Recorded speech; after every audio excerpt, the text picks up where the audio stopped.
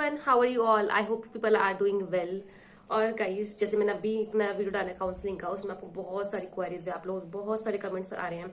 मैंने कुछ कमेंट्स का रिप्लाई किया है, कुछ रहते हैं due to my busy schedule मैं आपका रिप्लाई नहीं कर पा रही सबके कमेंट्स का। सो आई थॉट एक वीडियो दोबारा से बना देते हैं जिसमें कि आपकी क्वेरीज को हम ले लेंगे और आपके जो भी क्वेरीज हैं उनको मैं आंसर करती हूँ, सो दैट जो भी आपका प्रॉब्लम है वो सॉल्व हो जाए। एंड गाइज, आप प्लीज टेंशन मत लीजिए, आप लोग बहुत स्ट्रेस हो रहे हो। आई नो आप लोगों का स्ट्रेस होना जायज भी है, बट स्टिल अभी रिजल्ट का वेट करो। रिजल्ट जब तक रिजल्ट नहीं आता, we can't comment on anything, right. हम रिजल्ट का वेट नहीं कर लेते जब तक आप ये देख नहीं लेते कि आपका रैंक क्या आया है, ठीक है, और आपके क्या मार्क्स बने हैं। और तो इस हिसाब से मतलब ये सारी चीजें आने दो, एक शॉर्ट लिस्ट जो आती है कैंडिडेट्स की वो सब आएगी, उसके बाद हम आगे की बातें करेंगे। बट फिर भी जो भी आपकी क्वेरीज हैं उसको मैं सॉल्व करने की आज कोशिश करूंगी। मैं आपको बताऊंगी कि काउंसलिंग प्रोसीजर किस तरह से है पूरा, और एम्स ने क्या क्या रूल्स रेगुलेशन रखे हैं ड्यूरिंग दिस प्रोसीजर, ठीक है, क्या क्या रिक्वायरमेंट्स होंगी काउंसलिंग की, ठीक है। और ये सारी चीजें मैं आपको बताती हूँ। From starting I will tell you, I have read all the prospectus of the AIIMS nursing, right.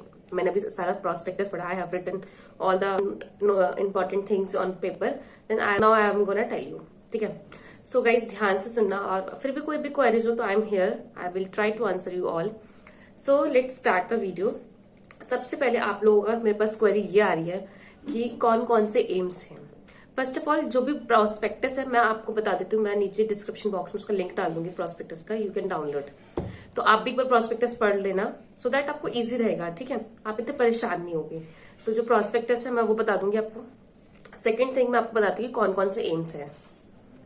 तो आपको ये भी दिक्कत आ रही है कि आप लोगों को इतना नहीं पता है, मतलब आप लोगों ने मे बी किसी ने प्रोस्पेक्टस ढंग से नहीं पढ़ा, देखा ही नहीं प्रोस्पेक्टस को, तो पीपल डोंट नो, या कुछ जो नए लोग हैं वो जो अप्लाई करना चाहते हैं एम्स में, तो उनके लिए भी है कि कौन कौन से एम्स है हमारे। कौन से मैं आपको बताती हूँ, AIIMS Delhi, AIIMS Bathinda, AIIMS Bhopal, AIIMS Bhubaneswar, AIIMS दियोगढ़, AIIMS Gorakhpur, AIIMS Jodhpur, AIIMS Kalyani, AIIMS Bilaspur, AIIMS Mangalagiri, AIIMS Patna, AIIMS Raipur, AIIMS Rishikesh.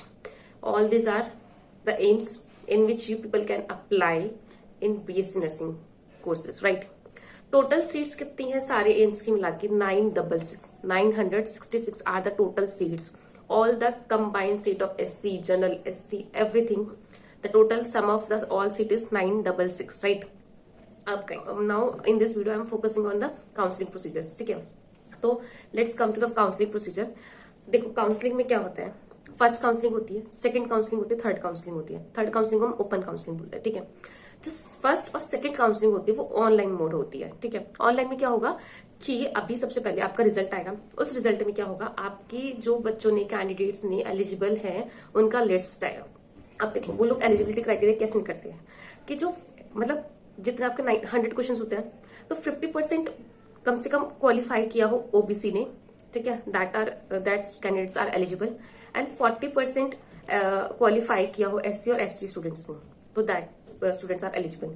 ये हो गया। तो एलिजिबल कौन कौन से होते हैं? जिनके 40% मार्क्स आए हों, SC ST स्टूडेंट्स, और ओबीसी स्टूडेंट्स में जिनके 50% मार्क्स आए हुए हो, ठीक है, वो क्वालिफाई हो जाते हैं। फिर क्या होता है, जो कैंडिडेट्स की लिस्ट निकलती है एलिजिबल कैंडिडेट्स की, जितनी सीट्स है ना, जैसे 966 सीट है मैंने आपको बताया, तो इसका 4 टाइम्स करके वो लोग लिस्ट निकालते हैं, ठीक है। मतलब 966 को आप 4 से मल्टीप्लाई करेंगे, जो भी पर्टिकुलर आंसर आएगा, तो वो इतनी कैंडिडेट्स की लिस्ट निकालते हैं, 4 टाइम्स ज्यादा लिस्ट निकालते हैं, ठीक है। क्योंकि इन बिटवीन कैंडिडेट्स क्या होता है, बीच में छोड़ देते हैं, और कुछ लोग नीट के लिए आ जाता है, कोई दूसरा कोर्स चूज कर लेता है, वट एवर द रीजन, कोई लोग ड्रॉप करते हैं, so that are the reason, ठीक है। हमें उस पर ध्यान नहीं देना, हम ये देख रहे हैं। नाउ ये आपका लिस्ट आ गया, फिर आपने फर्स्ट काउंसलिंग के लिए अप्लाई करा। फर्स्ट काउंसलिंग में आपको क्या करना होता है ना, आपके सारा फर्स्ट काउंसलिंग में आपको क्या करना है, ऑनलाइन होगा, आपको अपने कैंडिडेट डैशबोर्ड पे जाना है, वहां पे आपको चॉइस फिलिंग का आएगा। तो जितने भी एम्स है ना, आपको अपनी प्रेफरेंस और आपकी रैंक के हिसाब से, अगर आपको लगता है जैसे आपकी 10 रैंक है, तो you can apply for AIIMS Delhi, you can put AIIMS Delhi in the first preference, then you can apply the second, ठीक है, वट एवर योर प्रेफरेंस और your nearby AIIMS, whatever. तो you can apply and you can fill the choices according to that, और you can put every aims, right। कितने भी AIIMS है, कितने AIIMS हुए मैंने बताया था ना, दिल्ली, भुवनेश्वर वगैरह सब, जितने भी एम्स है you can put everything in that list, ठीक है। तो जैसे अगर किसी का 10 रैंक आया तो वो तो भाई आराम से डाल देगा एम्स दिल्ली, तो उसको मिल भी जाएगा। अगर किसी का कम रैंक आया है और वो एम्स दिल्ली जा रहा है तो फिर वो बेवकूफी करेगा, मतलब that is not a good choice. तो आप उसके अलावा एम्स दिल्ली के अलावा कोई और डालो, ठीक है, जो आपको लगता है कि आपका वहां पे हो सकता है, तो आप वो डालो सो दैट आपको फर्स्ट और सेकंड काउंसलिंग में आ जाए, है ना। और जो फर्स्ट काउंसलिंग का फिर रिजल्ट आ जाता है कि आपको कौन कौन सा एलोकेशन होता है, तो वो भी आ जाता है। उसमें मैंने आपको बताया प्रीवियस वीडियो में 2 ऑप्शन होते हैं, एक्सेप्ट और नॉट एक्सेप्ट। तो ये करके आप कल ये वाली पिछले वाली वीडियो देख लेना, इसमें मैंने बहुत अच्छे समझाया हुआ है, ठीक है। तो फिर वो आएगा, फिर सेकंड काउंसलिंग होगी, सेकंड काउंसलिंग में अपग्रेडेशन भी हो सकता है, ये भी मैंने आपको प्रीवियस वीडियो में समझाया है please. Then open round counselling जो होती है वो फिजिकल फॉर्म में होती है, वो एम्स दिल्ली में ही होती है। उसमें क्या होता है ना कि देखो मैं आपको हाँ एक इंपॉर्टेंट चीज ये भी बता देती हूँ।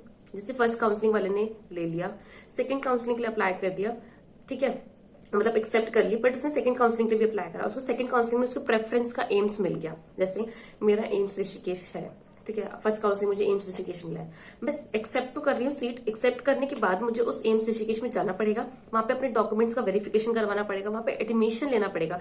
फिर जब सेकंड राउंड काउंसलिंग आएगा तो मैं दोबारा अप्लाई करूंगी फॉर अपग्रेडेशन। क्या पता मुझे एम्स दिल्ली मिल जाए, जो मेरा फर्स्ट प्रेफरेंस रहा हो, तो वो मिल सकता है। तो फर्स्ट और सेकंड काउंसलिंग में आपका इंस्टीट्यूट टू इंस्टीट्यूट ट्रांसफर हो सकता है, but in third round counselling, ठीक है, अगर मैंने एम्स ऋषिकेश है और मुझे सेकंड राउंड काउंसलिंग में मुझे एम्स दिल्ली नहीं मिला और मैं चाहती हूँ कि मैं थर्ड राउंड काउंसलिंग में अप्लाई करूँ, that is open round counselling. तो ओपन राउंड काउंसलिंग के लिए जाना है और आप श्योर नहीं हो कि आपको थर्ड राउंड काउंसलिंग में आपको वो सीट एम्स दिल्ली की सीट मिलेगी या नहीं मिलेगी, तो आपके पास 2 ऑप्शन होते हैं, ठीक है। या तो आप एक बॉन्ड बना के जाते हो कि आप कॉलेज वालों को एक बॉन्ड बनवा के जाते हो, ओपन राउंड काउंसलिंग के लिए अप्लाई कर रही हूँ, फॉर दैट रीजन मुझे एम्स दिल्ली जाना है, ठीक है। और आप देखो जैसे आप लोग श्योर नहीं हो कि आपको सीट मिलेगी नहीं मिलेगी, ठीक है, आप लोग अभी ऐसे श्योर नहीं हो कि मुझे ओपन राउंड में सीट मिली जाएगी या नहीं, तो आप एक बोनाफाइड सर्टिफिकेट पे एक बॉन्ड होता है कि आप अभी जा रहे हो, ठीक है। इससे क्या होता है ना, देखो आप अभी जा रहे हो, आप ओपन राउंड काउंसलिंग अप्लाई करने जा रहे हो, ठीक है, इन चांस आपको वो सीट नहीं मिलती तो you can come back to your previous institute, जैसे एम्स ऋषिकेश में आप वापस आ जाओगे तो कोई प्रॉब्लम नहीं होगा। बट आपको वहां एम्स दिल्ली मिल गया और you want to join that seat, you want to take that seat, AIIMS Delhi का सीट लेना है, तो आपको क्या होगा, आपको 1 लाख रुपए का पेनल्टी भरना पड़ेगा, ठीक है। That is very important guys, बहुत सारे लोगों को बहुत दिक्कत होती है, बहुत ज्यादा, कि अगर आपको थर्ड काउंसलिंग में आप ओपन राउंड काउंसलिंग में अप्लाई कर रहे हो और आप श्योर नहीं हो पहले से कि आप वहां मिलेगा नहीं मिलेगा, आप एक बॉन्ड पे जाते हो, ठीक है, कि मैं वहां अप्लाई करने जा रहा हूँ, अगर मुझे वहां पे सीट मिल जाती है तो I will pay 1 lakh rupees for that particular seat जो मैं एम्स ऋषिकेश की खराब करके जा रहा हूँ, ठीक है। अगर नहीं मिलता तो मैं वापस आ जाऊंगा, ठीक है, ये हो गया।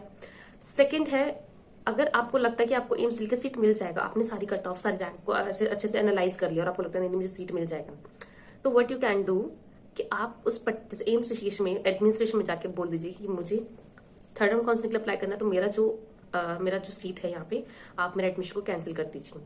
तो तब आप जब कैंसिल करेंगे ना तो आपको 3 या 5,000 की पेनल्टी देनी पड़ेगी। उसके बाद बट आपके पास एम्स ऋषिकेश की सीट नहीं रहेगी, यू डोंट, फिर आपके पास कोई सी भी सीट रहेगी, बट जैसे आप 12th पास हो वैसे ही रहोगे, कोई कोर्स नहीं होगा, कोई सीट नहीं होगी, बट आप ओपन राउंड में अप्लाई कर सकते हो। अगर आपको सीट मिल गई तो वेल एंड गुड, आप एम्स दिल्ली जैसे ज्वाइन कर लोगे। अगर नहीं मिली तो कुछ नहीं मिलेगा, बैक टू प्रीवियस लाइफ, ठीक है, जैसे +2 की है, बस इतना ही है।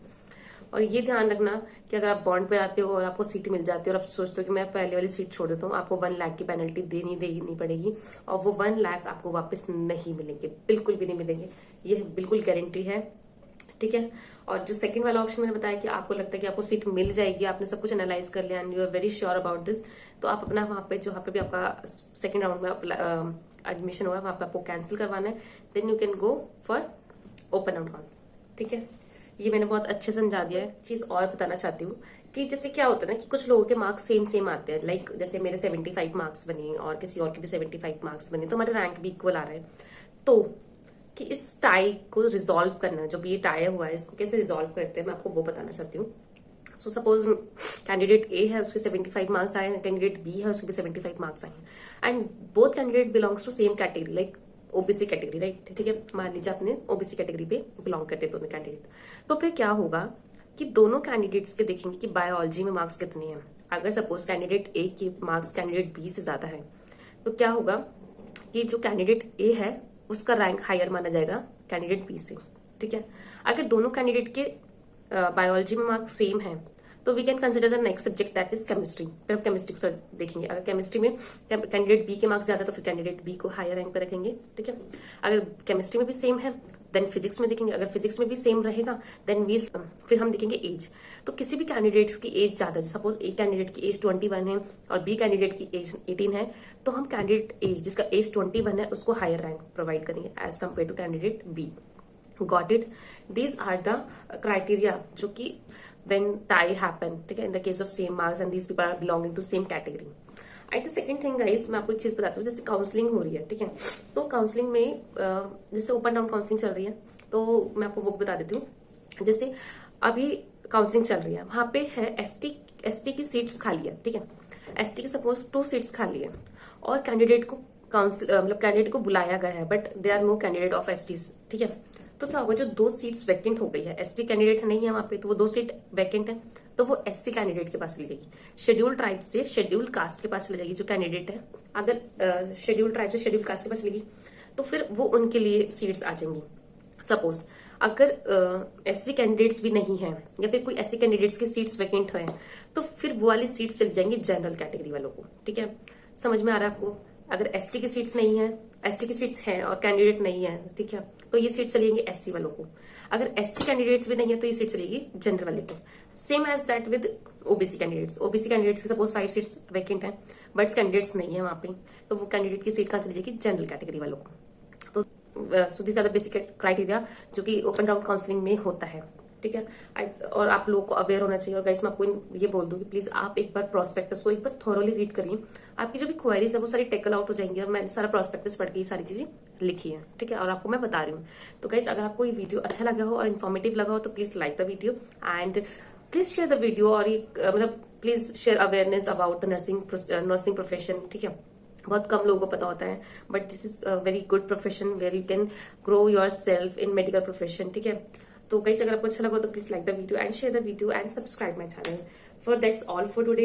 We'll continue in next video about the document verification and the important documents required where you can prepare yourself before counseling. ठीक है? So guys, please continue with the next video. For now, I'm going. Bye.